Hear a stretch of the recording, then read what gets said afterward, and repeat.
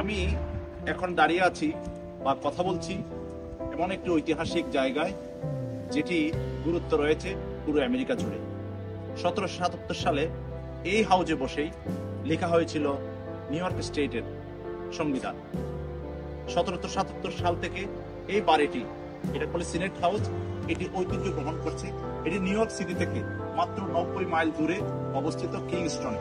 আমরা আজকে এখানে এসেছি এই সিনেট হাউসটি দেখার জন্য।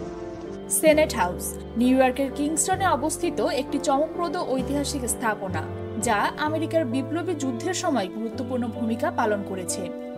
1676 সালে ডাচ বাসিন্দা ওয়েসেল টেন ব্রোক এটি নির্মাণ করেছিলেন, যা হাডসন ভ্যালির ঐতিহ্যবাহী ডাচ ঔপনিবেশিক স্থাপত্যের প্রতীক। তবে এটি শুধুমাত্র একটি বাড়ি ছিল না।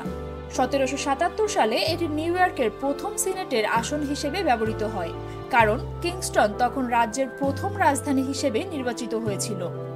বিপ্লবের অগ্নিগর্ভে এই সাধারণ বাড়িটি নতুন রাষ্ট্রের রাজনৈতিক কেন্দ্রস্থলে রূপান্তরিত হয়েছিল, কিন্তু সেই মুহূর্ত বেশিক্ষণ স্থায়ী হয়নি।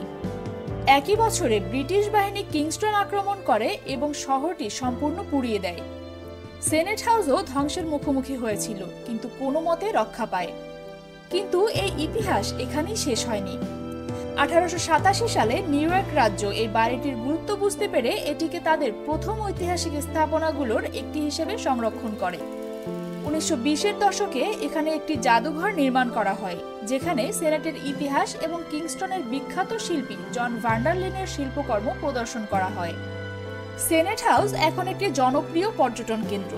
এর ভ্রমণ গাইড এবং প্রদর্শনী দর্শনার্থীদের বিপ্লবী যুদ্ধ, রাজ্যের ইতিহাস এবং স্থানীয় সংস্কৃতি সম্পর্কে জানার সুযোগ করে দেয়।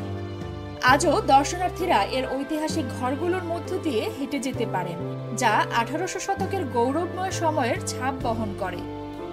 এখানে ইতিহাস জীবন্ত মনে হয় এবং বিপ্লবের সময়ের উচ্চাকাঙ্ক্ষা যেন এখনও প্রতিধ্বনিত হয়। বিশ্বের সব অজানা তথ্য জানতে এখনই সাবস্ক্রাইব করুন নবযুগ টিভি।